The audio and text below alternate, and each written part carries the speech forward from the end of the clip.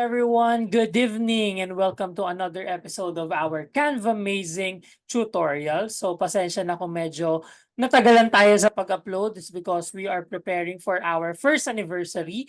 We are preparing our website at maraming kung ano-ano pa. Kaya naman ngayon lang tayo nakapag-upload ulit for our episode 3 of our Canva Amazing. Pero bago yun, I would like to thank you for watching this right now. At kung hindi ka pa nakasubscribe, kindly subscribe on our subscribe button below and ring the bell para updated kayo sa next Canva Amazing episode. Now, we are hoping that we can create Canva Amazing episode and upload every Wednesday and Saturday. So, gagawin ko lahat para makapag-upload na ulit na medyo na ano lang tayo, natigilan lang tayo dun sa mga dapat nating gawin when it comes to Canva Amazing episode. Kaya naman, let's start with our episode 3. Our episode today will focus on how to edit videos inside Canva. Kaya naman kung ready ka na, let's begin this tutorial.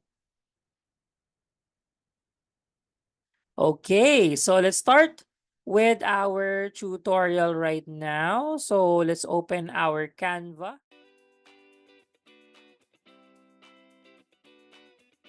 Medyo naninibago kayo, Canva has a new update and a new look. Ni-launch nila to, I think, yesterday with their new look. So, medyo kakaiba na ang ating Canva homepage. Kaya kung nasanay kayo doon sa old homepage, iniba nila ng konti. Okay? So, the priority of this Canva redesign is para mas maayos daw yung ating mga apps and also yung ating mga files. Okay? Pero the rest is just the same with our Canva homepage. Yan. Kaya naman, if you are here on your homepage right now, let's start creating our content. Since we will create a video content, we will type here video dun sa ating text box sa taas. Okay? So yan. So inside Canva, you can create videos for different kinds of formats. Pwedeng pang TikTok, pwedeng pang FB Reels, pwedeng pang IG, pang story, pang YouTube, etc. So madami yan. Pero ngayon on our tutorial right now, we will do video na 1920 by 1080p. 1920 by 1080p is the exact ratio for the YouTube. So kung gagawa ka ng YouTube video, you can use the 1920 by 1080. So you can click it. You will have their templates, pero in our case, we will create blank. So just click create blank. Yan. So it will start with a new template here. Okay? Yan. So, if you can see, medyo iba na yung ating surroundings when it comes to Canva, pero you will still have there your main timeline. Itong nasa baba, you have your canvas. Ito kung saan ka naglalagay ng iyong mga objects. Also, nandito na naman sa gilid yung ating mga different objects na ini-insert mo. So, ganun pa rin naman yung itsura niya. Medyo nagkaiba lang ng konti dun sa paano niya pine-present yung idea. Now, one most important thing that you need to remember when you are editing video in Canva, that dito sa baba, you have your timeline there. Okay? So parang gumagawa ka ng presentation. So ganun din siya. You can add page, you can remove page, you can duplicate page. Ganun din siya. Ang pinagkaiba lang is video yung pinaka ine-edit mo. Okay? Now, since we are discussing about video, I want you to focus on this button na nasa ibaba. Okay? So, focus on this button. Ito. I'll just annotate here. Yan. Now, if you will click that button, mapapansin mo, you are controlling the zoom for the canvas. Okay? Pag ginalaw mo yung slider, that's for the canvas. Pero pag kinlik mo yung button, you are editing the timeline. Pansinin niyo yung nasa baba. Okay? So always remember that this button is very important. Pang-zoom yan ng canvas mo or yung pinaglalagyan ng video, and also pang-zoom yan ng pinaka-timeline.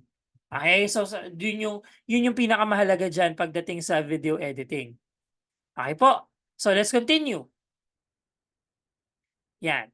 So let's continue with our editing now that we know our whole canvas and also the timeline. Start tayo ngayon ng editing natin. Okay? So we will use just elements para do sa ating video. So search lang tayo dito ng Philippines na video. Yan. So punta lang tayo sa videos. Click see all. And then ito yung ating gagamitin. So yung pinaka island. Now you can use free videos dyan para mas kung naka-free account kayo. But if you're using Pro, pwede naman kayo gumamit ng kahit anong video dyan. So let's just resize this. Yung pag-resize niya, para ka lang nagre-resize ng ordinary design kay Canva. Yan. So edit lang natin yan. Okay? Now here on your timeline, if you want to trim the video, you have two options. Okay? So meron kang dalawang option lagi if you want to trim the video. You can play the video and then makikita mo yung pinaka outline ng video kung ano yung tungkol siya, kung ano yung itsura niya. So this time, this is an island na nagzo-zoom out. Okay? Now, there are two types of trimming pagdating kay Canva video. Una, you can trim it like this. So punta ka doon sa magkabilang dulo and then i-trim mo. 'Di ba? So trim mo yung parehas dulo para umiksi yung video. Or dito sa unahan, pwede mo i-trim yan dun sa favorite part mo. That's the first one. Second, na pwede mong gawin para matrim yung video is that you play your video and then tingnan mo kung ano yung magandang part ng video na yun. So pag kunyari, nag-play, makikita nyo meron dyang nag-i-scroll, okay, na pinaka guideline mo. So pwede mo siyang i-pause, kunyari yan yung pinaka magandang part. And then you can right-click and then you can split page. Okay? So, what's the difference between the two? If you want a certain part of the video pa, kunyari gusto mo, may dalawang portion do sa video na gusto mong kunin, you can use the split page kasi at least hindi mo na siya i-delete, mahahati lang siya. But if you are using it just a single video, pwede mo naman siyang i-trim katulad nung do sa pinakadulo. So it's up to you kung paano mo siya gagamitin. Sa akin, in my case, if I want to edit a certain clip at gagamitin ko yung dalawang portion ng clip na yon, instead of trimming it, ang ginagawa ko, ini-split ko na lang. Para hindi ako mahirapan na ibabalik pa, tapos itatanggalin pa, ibabalik. Medyo matagal. Okay? So, ganun. Now, if you want to copy it, you can duplicate this. That's an ordinary page. Para lang siya ordinary page. Or if you want to delete it, you can simply delete. Okay? So, ganyan tayo mag-trim pagdating kay Canva ng ating video. Now, if you're using an internet na mabagal, medyo mabagal din yung pinaka video production niya or yung pinaka pag-load ng video niya. Okay? Now, next. For example, we want to add another video on top of this video. So, currently, wala pa si Canva na layers pagdating kay video. Pero ang pwede natin gawin is we can insert an element or we can insert a graphics kung saan we can edit din yung kanyang length, pero hindi natin may edit yung pinaka-filter. So parang on top lang talaga siya ng original video natin. So for example, we go to elements again, and then inside videos, nasa videos pa rin tayo, let's have reporter. Yan. Okay? So for example, this reporter yung gagamitin natin. Ito na lang. Yan. Okay? Now, sometimes if you're putting another video on top of the original video, ang nangyayari is nagsa-switch sila or natatabunan niya. Ang pwede niyong gawin is that here on the original video, pwede niyong gawin dyan is you can lock it. Yan. So, tingnan lang natin. Okay. Yan. So here, close lang natin yan. Yung doon sa original video natin, we can right-click and we can lock. Okay? Para kahit anong idagdag mong video on top, hindi siya magugulo, hindi siya mapapatungan. Okay? And then, dito, yung dinagdag nating video, ang gagawin ko lang dyan is I will just edit this video and I will remove background. Now again, background remove is for pro accounts. Pero if you have free accounts, you can try another video na lang for this project. Okay? So, pwede mo yan i-resize. Yan, resize lang natin para nandito siya kunwari sa part na 'to. And then ito, yung ating original video, medyo naglo-load lang siya.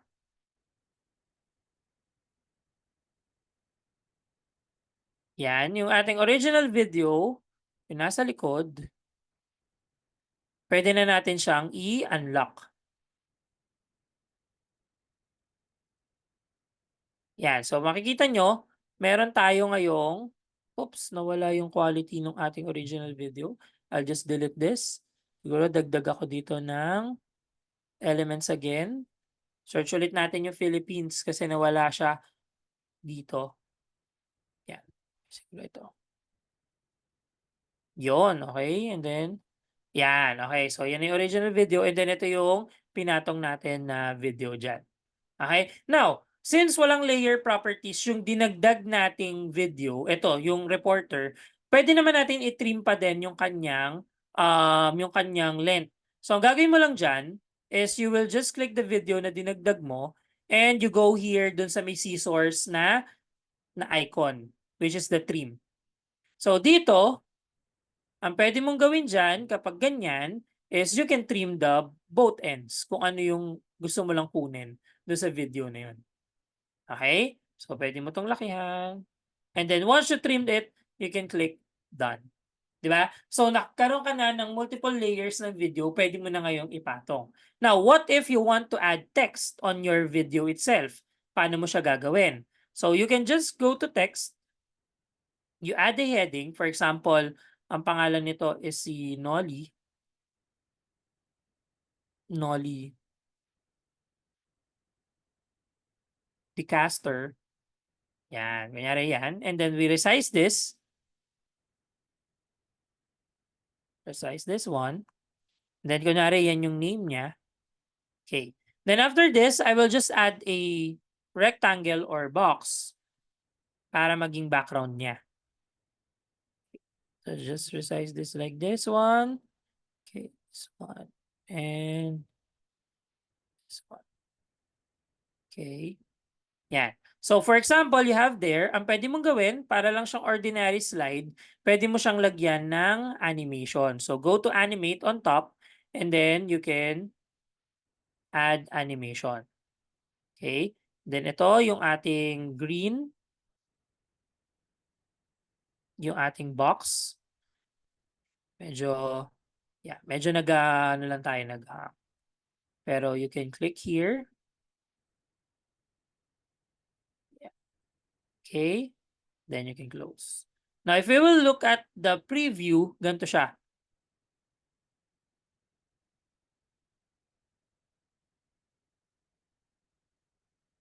Yon, di ba? Nakita niyo yung movement ng text? So, if you want to change the movement of the text pa din, kunyari, hindi kayo satisfied sa timing niya, ang pwede niyong gawin is you can click the text, right-click, and show timing. Tapos, makikita nyo dito yung pinaka-timeline nung text ninyo. So, pwede nyo naman yung i-trim. Kunyari, gusto nyo sa middle part lang siya lalabas. Pwede nyo naman siya i-trim na ganyan. And then, kunyari, yung ating box, yan, yung box. Pwede nyo naman yang i-change din. So, click nyo lang yung box, right-click, and then show timing. So, right-click lang kayo. Then, meron kayo dyang show timing. Ayan, show timing. And then, pwede nyo siyang i-change. So, kung gusto nyo, may delay ng konti dun sa text. Pag pinlay nyo, it will look like this one. Diba? So, pwede nyo siyang ilagay ng ganon. Okay? Now, lastly, you can also add video or audio to your video. Okay? So, search lang tayo dito ng magandang video. Ay, sorry, audio. Yan. So, search tayo ng happy na audio. So, dito rin sa ating elements, meron dyang audio. Yan.